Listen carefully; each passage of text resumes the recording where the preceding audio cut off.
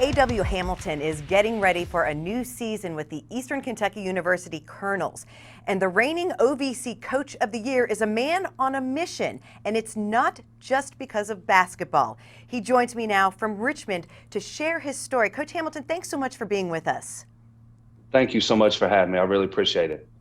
Your story, your video that EKU shared of you has since gone viral, and you said that you have 3 goals: beat cancer, tell your story, and save a life. How has the reaction from people, from social media, been to you sharing your story, and why did you want to go public? You know, the reaction has been incredible. I've probably got over 300 emails, text messages from coaches, from friends, and people I've never met telling me, hey, Coach, thanks for sharing your message. I'm going to go get a physical. I'm going to go see my dermatologist. So it's been a very powerful response. In the beginning, I didn't know if I really wanted to share my message. And when I was going through this, I was really struggling. I got diagnosed with stage 2 melanoma. I was very scared. My outlook wasn't real positive. And, we all have that person in our life where we call, and that person for me is my mom. And I call my mom. I said, Mom, listen, am I going to be okay? And she said, I know you're going to be okay. God has a bigger plan for you.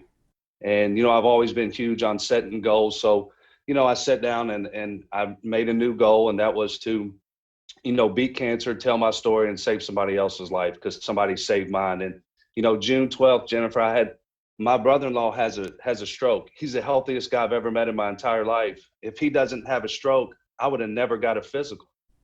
And I hadn't had a physical since 2004. So I go get a physical. I show my doctor a little mole on the back of my ear. Literally, it's on the back of my ear, a place that nobody can ever see, so I don't even think about it. I show it to him, and he says, look, I'm going to set you up with the dermatologist. I go to my dermatologist. He cuts it off.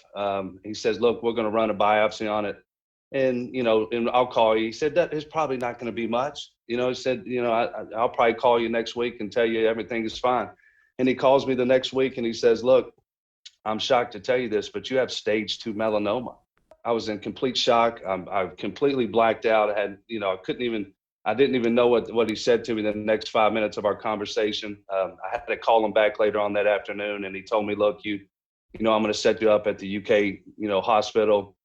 They're going to call you today, and then you're going to go in and see the oncologist. So if my brother-in-law doesn't have a stroke, I maybe have caught my cancer way too late. And, if I'd have caught it at stage 3, stage 4, it could have been a serious problem for me.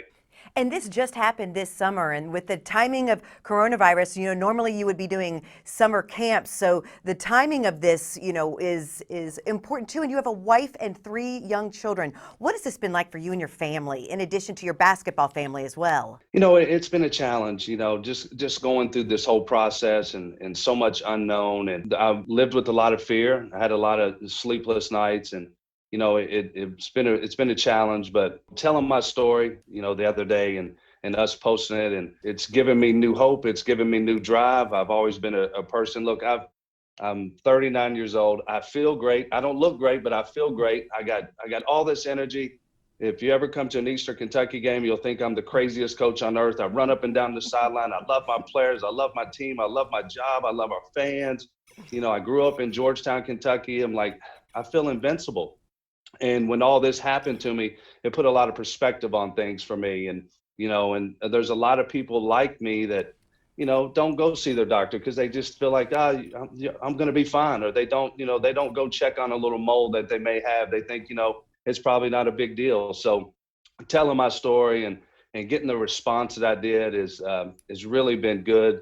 It's like my mom said, and God does have a bigger plan for me. And I think part of his plan is to share my story so I can help somebody else. Well, it's wonderful that you are sharing that story and hopefully will help other people. And you're getting ready. You have done a phenomenal job turning around this EKU basketball program. What are your thoughts as you look ahead to a new season with all this uncertainty? We're excited. We're really excited. I love the group that we have, and we're pumped up about this year. But obviously, we're like everybody else. The safety and health of our players is the most important thing. So, that comes first, and our kids getting their education is most important. But if we get to play, we're excited, you know. So, but listen, I just need you to do one thing. Can you guys please come down here and do the show with us in Richmond? Do the show with us in Richmond. We'll have so much fun. I'm just filling in, but I think it's a phenomenal idea, and I think we can make that happen. Coach Hamilton, thank you so much. We wish you continued good health. We're praying for you, and good luck this season as you begin a new season at EKU. Thanks so much for your time. Thank you so much. And stay with us. There's more to come here on Hey Kentucky.